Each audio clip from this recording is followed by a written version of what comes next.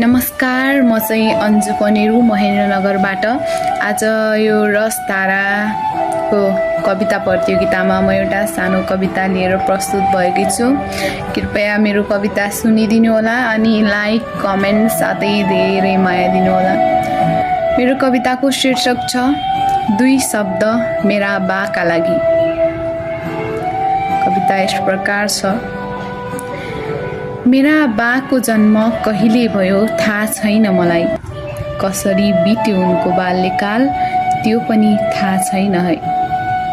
बा भन्छन् त्यो बेला यस्तो थियो, तर के थियो अवस्था थाहा छैन मलाई त केवल थाहा छ मेरा बाको अथाह माया र त्यही मायाको जगमा उभिएको हाम्रो सिङ्गो अस्तित्व।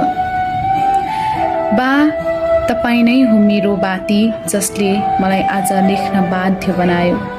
बा शब्द नै कति मिठो, झन् बाबाले त सुनमा सुगन्ध नै फैलायो। आमा भन्नुहुन्छ तेरो जन्ममा पहिले बालाई नै देखेकी थिइस्।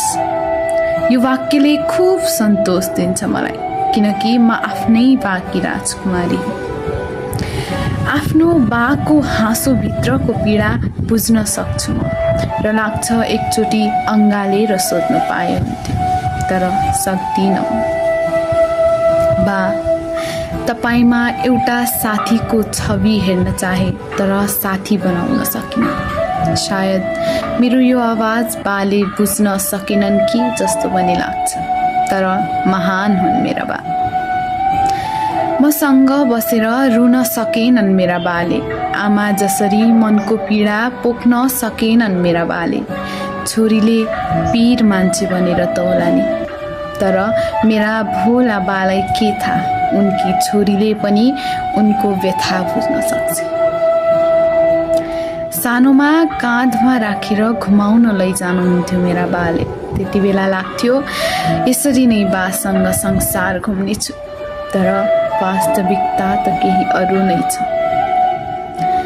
मेरा बाले आजभोलि अलिक कम बोल्ने गरेका छन्।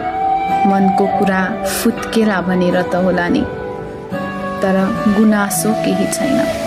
सायद उनी आफ्नै मौनतामा रमाएका छन्। तर बा, म आज पनि त्यही अङ्गालो खोजिरहेकी छु। शब्दले भन्न नसके पनि आँखाले भनिरहेकी छु। बा, तपाईको त्यो मन एकचोटि पढ्न पाए नि हुन्थ्यो, लुकाएका ती पीडा बाहिर आए नि हुन्थ्यो। बाचा छ मेरो, तपाईले लुकाएका आँसुहरू म शब्दमा सजाइदिनेछु। तपाईको व्यथालाई हर्षमा बदल्नेछु। तपाईको मुहार हाँसोले सम्काउनेछु, किनकि तपाईँ भित्रको थाकेको बा मैले देखेकी छु। धन्यवाद।